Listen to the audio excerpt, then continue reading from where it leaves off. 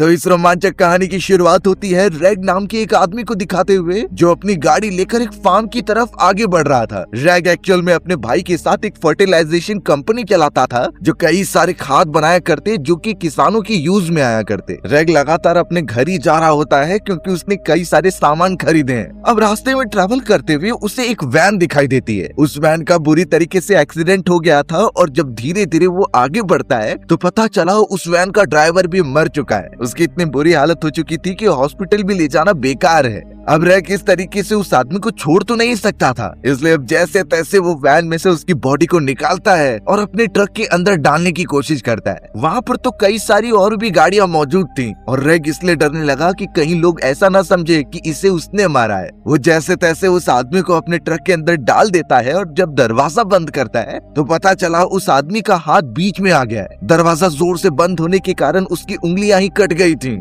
ये देखकर रैग को काफी ज्यादा अजीब लग रहा था, लेकिन उसने उंगलियां उठाकर जल्द से जल्द ट्रक के अंदर रख दी। फिर वो सीधा अपने ट्रक को चालू करके उसे लेकर आगे बढ़ने लगता है। पता नहीं रैग ऐसा क्यों कर रहा है, क्योंकि कोई भी अगर देखेगा तो वही फंसने वाला है। अब हमें उसी जगह पर सोफी और वीजली नाम के दो दोस्त दिखाए जाते हैं जिनकी गाड़ी खराब हो गई थी और वो उस जगह पर ट्रेवल करने के लिए आए थे। सोफी और वीजली जब थोड़ा सा चलते हुए आगे बढ़ते हैं तो उन्हें कुछ लोगों के ग्रेव दिखाए गए। ये दरअसल 6 लोगों के ग्रेव होते हैं जो बहुत अजीब तरीके से गायब हो गए। सोफी ने बताया कि इन चीजों के बारे में मैंने न्यूज़पेपर में भी पढ़ा है, लेकिन वीजली तो मजाक उड़ाते हुए ये कहता है कि ये लोग कहीं दूर चले गए होंगे और लोगों ने अपने गाँव को फेमस करने के लिए इनका झूठा इल्जाम लगा दिया। अब वो दोनों बात कर ही रहे थे तभी पीछे से एक बूढ़ी औरत आती है जिसका नाम नैन्सी था। वो दरअसल मरे हुए लोगों को श्रद्धांजलि देने आई थी। ये देखते ही वीजली और सोफी वहाँ से चले जाते हैं। हमें अब जेम्स नाम का भी आदमी दिखाया गया जो उनके साथ ही था और एक्चुअल में वो सोफी का बॉयफ्रेंड होता है। जेम्स तो अपने साथ एक अंगूठी भी लाया था क्योंकि वो सोफी को शादी के लिए प्रपोज करना चाहता है, पर बेचारे जेम्स को क्या पता कि सोफी उसके फ्रेंड वीजली के साथ चीट कर रही है और वो बिल्कुल भी भरोसेमंद लायक औरत नहीं है। फिर भी जेम्स सोफी से सच्चा प्यार करता था।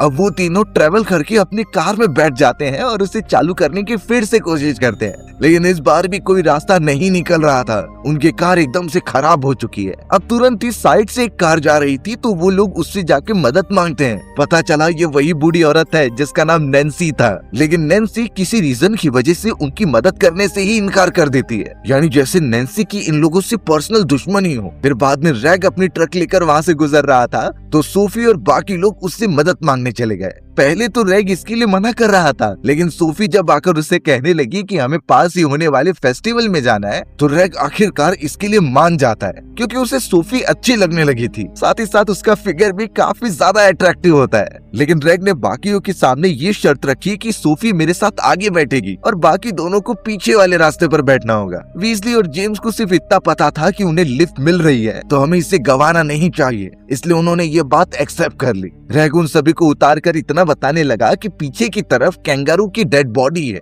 मैं उसे साफ करके आता हूँ, फिर तुम दोनों उसमें बैठ जाना। यानी रैग उस आदमी की बॉडी को छुपाना चाहता था। जल्द से जल्द वो ट्रक के पीछे गया और कई सारी खाद के पीछे उसे ढक दिया। लेकिन जैसे ही बाकी दोनों वहाँ पहुँचते हैं तो उस जगह खून के धब्बे देखकर उन्हें उल्टी आने लगी। रैग तो गलती से उस आदमी की कटी हुई उंगलियां ही निकालना भूल गया था, पर अच्छा हुआ कि किसी ने उसे देखा नहीं, जिससे कि रैग उसे छुपा लेता है। अब जैसे तैसे वीजली और जेम्स उसके अंदर चले गए और रैग सोफी के साथ आगे बैठकर निकल पड़ा था। रैग और सोफी तो आपस में काफी सारी बातें भी कर रहे थे। रैग सोफी से पूछने लगा कि उन दोनों में से तुम्हारा बॉयफ्रेंड कौन है। सोफी बताने लगी कि उसे दोनों ही पसंद है और साथ ही साथ वो रैग पर भी फ्लर्ट करते जा रही थी, यानी सोफी के ऊपर बिल्कुल भरोसा नहीं किया जा सकता। अब रैग एक रेडियो के ऊपर बहुत लगातार कुछ सुन रहा होता है। सोफी जब पूछ रही होती है तो रैग ने बताया कि वो अपने भाई के साथ एक खाद वाली कंपनी चलाता है जिसकी एडवर्टाइजमेंट करने के लिए उन्होंने रेडियो पर दिया है और वो खुद इन चीजों को सुनना चाहता है क्योंकि ये उनकी फैमिली के लिए एक अचीवमेंट है। सोफी भी रैग की इन बातों से काफी इम्प्रेस हो चुकी थी और लगातार वो दोनों गप्पे लड़ाए जा रहे थे। वहाँ ट्रक के अंदर वीजली और जेम्स साथ में बैठे हुए होते हैं और वीजली कुछ नशीली दवाइयाँ जेम्स को देता है ताकि वो मजे कर सके,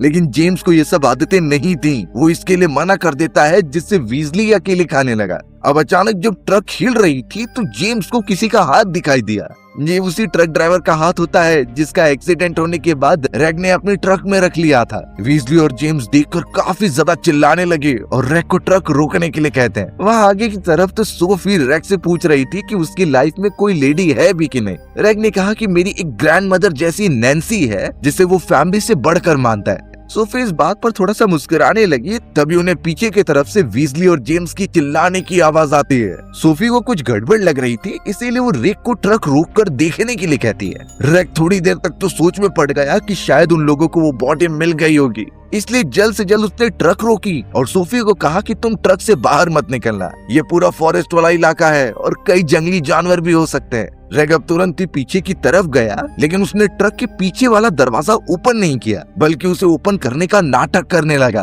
वो वापस से उसे बंद करके आगे की तरफ सोफी के पास आ जाता है। रैग ने तो ऐसा ही दिखाया कि उसने बात कर ली है दोनों से और कुछ हुआ नहीं है वहाँ पर। रैग फिर से सोफी को ट्रक में लेकर अब आगे बढ़ने लगा था। ऐसा लग रहा होता है कि एक झूठ छुपाने के लिए रैग को कई सारे झूठ बोलने पड़ रहे हैं और पता नहीं आगे चलकर वो कौन से खतरनाक काम करने वाला है। रैग अब सोफी से कह देता है कि मेरा फार्म हाउस यहाँ से पास में ही है, तो तुम सबको वहाँ जाकर थोड़ा आराम करना चाहिए और फिर अपने फेस्टिवल के लिए निकलना चाहिए। सोफी को यही लग रहा था कि रैग ने वीजली और जेम्स से बात कर ली है, इसीलिए वो इस आइडिया के लिए हाँ कर देती है। कुछ देर तक ट्रेवल करने के बाद रैग अपनी ट्रक को फार्म हाउस के अंदर लेकर आ गया था। वहाँ पर उसका भाई लिन होता है जो काफी ताकतवर लग रहा था। इनफैक्ट उन्होंने किसी रीजन की वजह से बड़े बड़े पंपकिन उगाए होते हैं। एक्चुअल में लिन को एक कॉम्पिटिशन में पार्टिसिपेट करना था जिसमें बड़े से बड़े सब्जी और फल उगाए जाते और उन्हें काफी अच्छे प्राइज मनी मिलते। तो लिन पूरी कोशिश करने लगा उस कंपटीशन को जीतने के लिए और इनफैक्ट उसके उगाए गए फल फ्रूट बहुत ही ज्यादा अच्छे होते हैं। रैग तो अब सोफी को लेकर वहाँ पर उतर चुका था और अब वो अपने भाई लिन को बताने लगता है कि उसके पास एक डेड बॉडी मौजूद है जो कि वो अपने ट्रक के अंदर लेकर आ गया है। लिन पहले तो ये देखकर काफी चौंक गया क्योंकि इससे वो लोग फंस सकते हैं।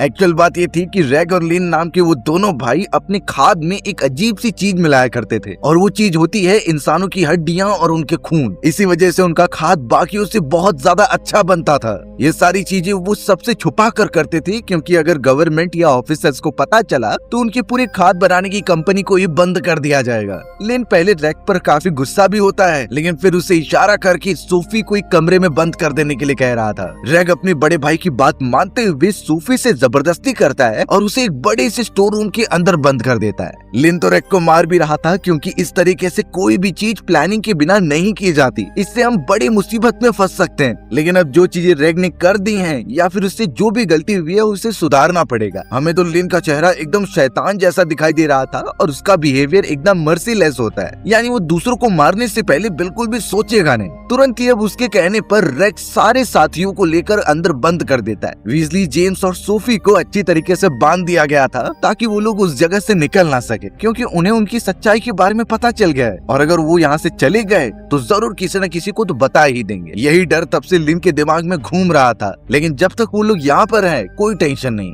अब सोफी यहाँ पर बार बार रैग को मैनिपुलेट करने की कोशिश कर रही होती है कि तुम अपने बड़े भाई की बात इतनी अच्छी तरीके से क्यों मानते हो, वो तो तुम्हारे साथ बिल्कुल भी अच्छा बिहेव नहीं करता। रैग इन बातों से अब सोच में पड़ गया था। सिर्फ इतना ही नहीं, सोफी ये कहती है कि तुम जो ये सारी चीजें करते हो, अगर नैन्सी को ये पता चल गया तो तुम्हारे बारे में क्या सोचेंगी। अब तो रैग अपने काम के ऊपर काफी ज्यादा सोचने लगा कि वो गलत क्यों कर रहा है, लेकिन लिन समझ चुका था कि ये लोग उसे सिर्फ भड़का रहे हैं, इसीलिए वो रैग को बाहर बुला लेता है और उसे फिर से काफी ज्यादा मारता है क्योंकि लिन को भी पता था कि वो एक बड़ी मुसीबत में फंस चुके हैं और जब तक वो सभी को खत्म नहीं करेंगे ये सब कुछ चलता ही रहेगा। हमें अब वीजली को दिखाया गया जो अभी भी ड्रग्स के नशे में होता है। उसने तो बाकियों की तरफ देखते हुए अपनी जेब से एक चाकू निकाला और कहने लगा कि हम चालाकी से यहाँ से बाहर निकल सकते हैं। वो तो उस चाकू से रस्सियां काटने की कोशिश करने लगा, लेकिन उसी वक्त रैग और लिन उस मरे हुए ड्राइवर की बॉडी लेकर अंदर आ चुके थे क्योंकि उससे वो मशीन में डालकर अपने खाद बनाएंगे। ये सारी चीजें वीजली, सोफी और जेम्स अपनी आंखों से देख रहे थे। वीजली के हाथ में अचानक जो चाकू होता है वो नीचे गिर गया था, जिसे वो अच्छी तरीके से छुपा रहा होता है क्योंकि अगर रैग और लिन को पता चला तो वो चाकू ले लेंगे और फिर छूटने का मौका भी निकल जाएगा। अब रैग और लिन अपनी मशीन अच्छी तरीके से तैयार करने लगते हैं, लेकिन अच्छी बात हुई कि जेम्स उसके पास ही मौजूद था। जेम्स ने बड़ी चालाकी से वो चाकू उठाया और सीधा वीजली के पास फेंका, लेकिन वो चाकू वीजली की जांघों के अंदर घुस जाता है। ऐसी चोट लगने पर किसी को भी दर्द हो सकता था, लेकिन फिलहाल वीजली एकदम नशे में होता है, इसीलिए उसे किसी बात का अंदाजा ही नहीं हो रहा था। वो सभी एक दूसरे से बातचीत करने लगे थे कि हमें अच्छी तरीके से काम करना है, लेकिन लिन ने तुरंत ही रैग से कहा कि बाकियों के मुंह पर जाकर टेप बांध दो जिससे कि वो हमें डिस्टर्ब नहीं करेंगे। रैग तुरंत ही उन लोगों के मुंह पर पट्टी बांधने लगा, लेकिन सोफी के मुंह पर पट्टी बांधते समय वो उससे पूछ रहा था कि ये कस के तो नहीं बंधी है। यानी अभी भी रैग सोफी से प्यार करता है और वो उसकी तरफ अफेक्शन भी दिखा रहा था। तुरंत ही सारे लोगों को अच्छी तरीके से चुप करने के बाद रैग और लिन उस मशीन के पास चले जाते हैं और उस ड्राइवर को अंदर डालने लगते हैं। तभी अचानक रैग देखता है कि उस ड्राइवर की सांसें चल रही हैं और वो अपनी आंखें खोल रहा है, यानी एक्चुअल में वो मरा ही नहीं था। रैग ने जब अपने बड़े भाई लिन को ये बात बताई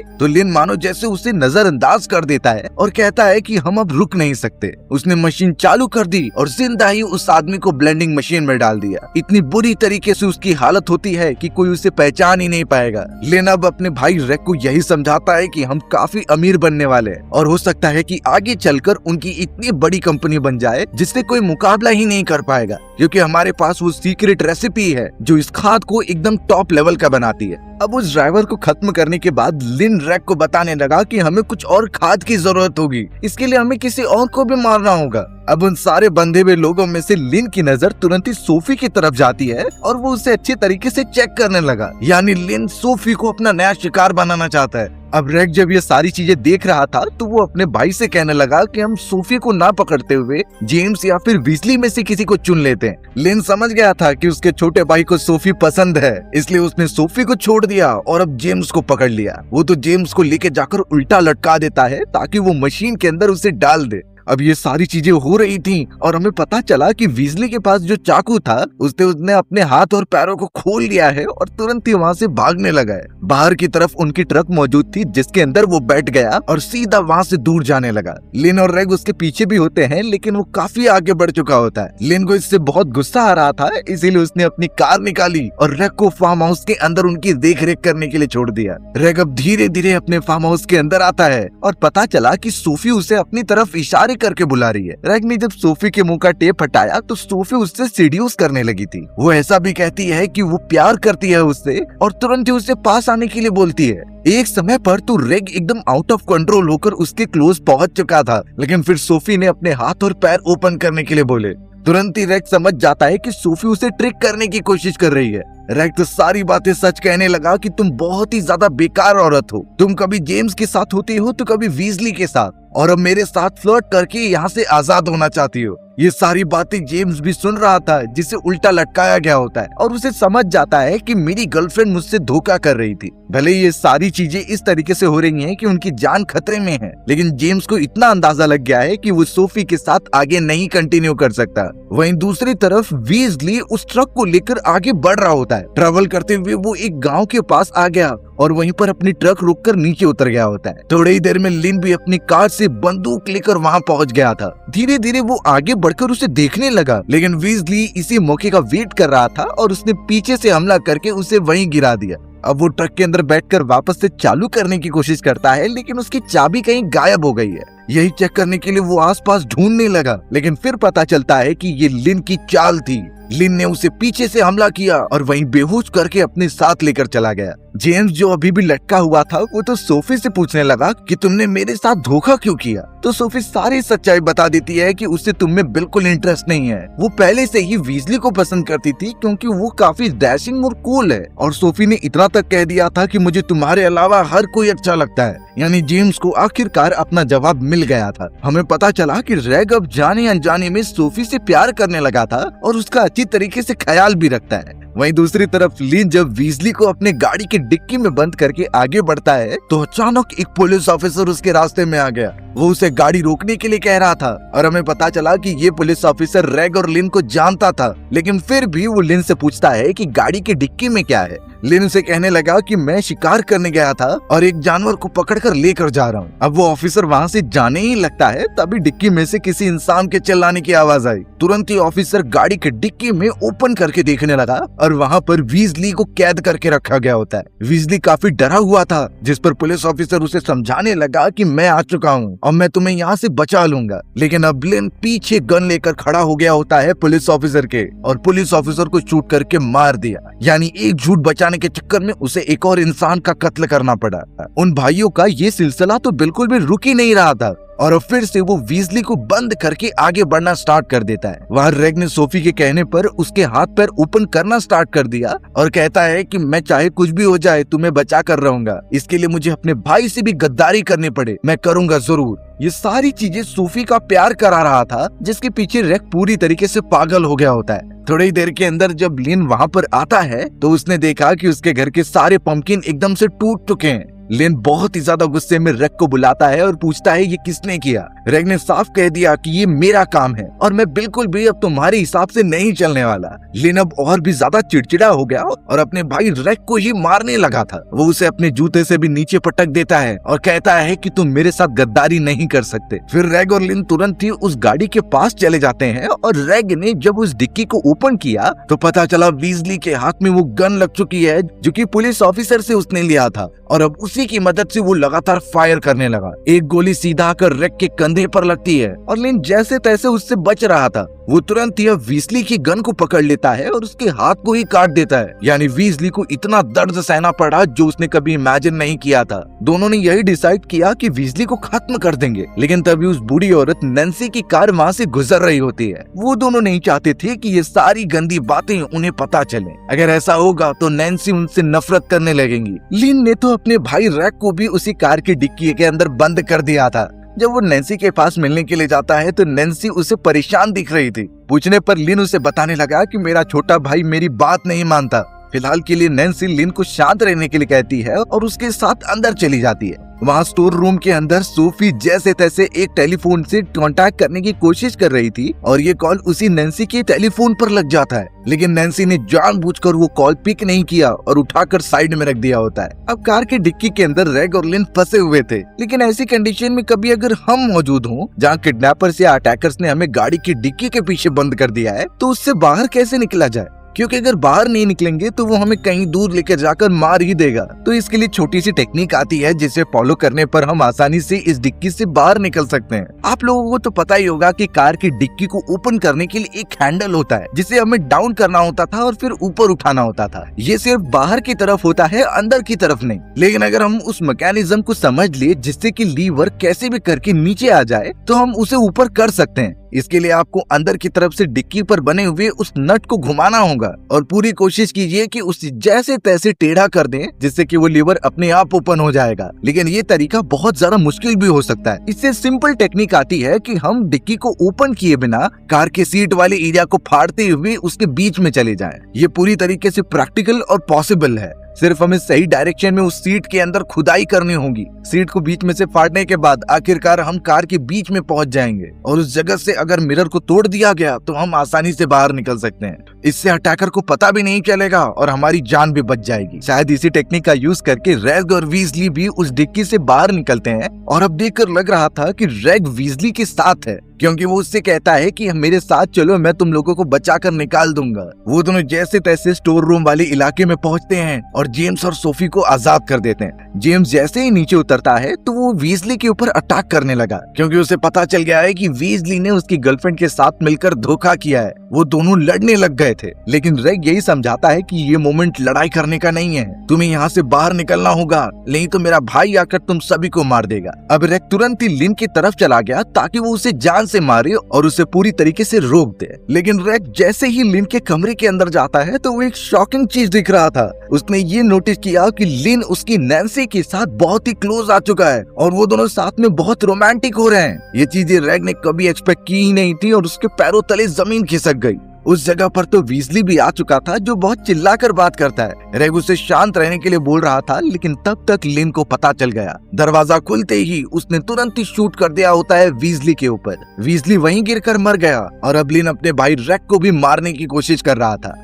नैन्सी बेचारी उनके बीच में आकर छुड़ाने की कोशिश करती है, लेकिन लिन इतना फ्रस्ट्रेट हो चुका था कि उसने नैन्सी को ही गोली मार दी। रेग भी उसे रोकने का ट्राई करता है, लेकिन लिन ने उसे मारकर बेहोश किया और अपने स्टोर रूम की तरफ लेकर जाने लगा। अब लिन को बाकी लोग तो दिखाई नहीं देते, पर वो अपने भाई रैग को ही उल्टा लटका दे रहा था ताकि वो मशीन के अंदर डालकर खाद बनाने वाला तरीका जारी रखे। रैग अपने भाई को बहुत धुतकारता है कि तुम्हारे अंदर इस तरीके का ईवल है, वो कभी एक्सपेक्ट नहीं किया था। पर लिन का एक ही जवाब होता है कि वो बिजनेस के लिए कुछ भी कर सकता है। बिजनेस के अगेंस्ट अगर उसे अपने भाई और फैमिली की तरफ भी जाना हो तो वो चला ही जाएगा। यानी कि बात सिंपल थी कि वो रैग को मारकर अपना खाद बनाएगा। लेकिन पता चला कि थोड़ी ही देर में सोफी वहां पर आ गई है गन लेकर। उसने तुरंत ही लिन को बुलाकर उस पर पॉइंट कर दिया था। और अब लिन को पहली बार इतना डर लग रहा होता है क्योंकि सोफी कभी भी गन चलाएगी तो वो मर ही जाएगा। वो तो उसे पकड़ने के लिए आगे ही बढ़ता है, लेकिन पीछे से रैग ने उसे जकड़ लिया। वो तुरंत ही उसे मशीन की तरफ खींचने लगता है और मशीन उसे खींचते हुए अंदर लेकर चली गई। यानी कि लिन के बॉडी के टुकड़े टुकड़े हो जाते हैं और वहीं वो खत्म हो गया। एक तरीके से रैग के खत्म होने की सारी चीजें तैयार थीं, लेकिन सोफी ने आकर उसकी मदद की और लिन को आखिरकार उन्होंने मार ही दिया। अब देखकर साफ लग रहा था कि उन्हें रोकने वाला कोई भी नहीं है। रैग जो कि लटका हुआ था और उसके सामने सोफी मौजूद होती है तो उसने अपने जेब में से एक अंगूठी निकाली। ये वही अंगूठी होती है जिसे जेम्स ने लिया था ताकि वो सोफी को देकर प्रपोज कर दे। लेकिन अब जेम्स को तो पता चल गया होता है कि सोफी किस तरीके की लड़की है, यानी वो उसके साथ बिल्कुल भी आगे रिश्ता नहीं रखना चाहता था। जेम्स पहले ही वहाँ से दूर भाग गया होता है, लेकिन इन चीजों के बारे में रैग को कुछ फर्क नहीं पड़ता था। भले ही सोफी उसे आगे चल के धोखा दे दे, लेकिन वो सोफी को पसंद करता है, इसलिए रैग ने वही रिंग सोफी को दे दी और उसे तुरंत ही प्रपोज कर दिया। हमें पता चलता है कि सोफी ने भी इन सारी चीजों के लिए हाँ कर दी थी। यानी अब रैग और सोफी एक साथ मिल चुके हैं। बेचारे वीजली के तो जान ही चली गई और वो नैन्सी भी मारी गई। सिर्फ उन दोनों को छोड़कर अकेला जेम्स ही बचता है जो वहाँ से लगातार भागने लगा था। ट्रैवल करते हुए वो जैसे ही विलेज के बाहर पहुंचा तो वो सभी से मदद मांग रहा था आने जाने वाले लोगों से। अचानक उसके सामने एक कार आ रही थी जिसे रोकने के लिए लगातार वो चिल्लाने लगा, लेकिन तुरंत ही हमें पता चला कि वो कार अपनी स्पीड स्लो ही नहीं करती और सीधा आकर जेम्स को कुचल देती है। बेचारा जेम्स कुछ देर तक तड़पता रहा और वहीं गिरकर उसका भी काम तमाम हो गया। फिर बाद में हमें पता चलता है कि कार के अंदर जो आदमी बैठा हुआ था वो एक्चुअल में लिन का अंकल है और वो भी उसके ही तरह काफी खौफनाक था। वो लगातार लिन को कॉल कर रहा था लेकिन वो उठाता नहीं, इसलिए अब वो खुद ही देखने चला आया कि यहाँ क्या हो रहा है। जिस तरीके से उसने जेम्स को बिना जाने पहचाने खत्म कर दिया, लगता है कि अब वो रैग और बचे हुए सोफी को भी नहीं छोड़ेगा। ये सारी चीजें इतनी खौफनाक हो गई थी कि बिजनेस के चक्कर में कितने लोगों की जानें चली गई और हमारी कहानी भी यहीं खत्म हो जाती है। सो व्यूअर्स, अगर आपको मेरा नरेशन 1% भी अच्छा लगा होगा ना तो वीडियो को लाइक एंड चैनल को सब्सक्राइब जरूर कर देना। मिलते हैं इसी तरीके की मजेदार वीडियोस में, तब तक के लिए बाय बाय।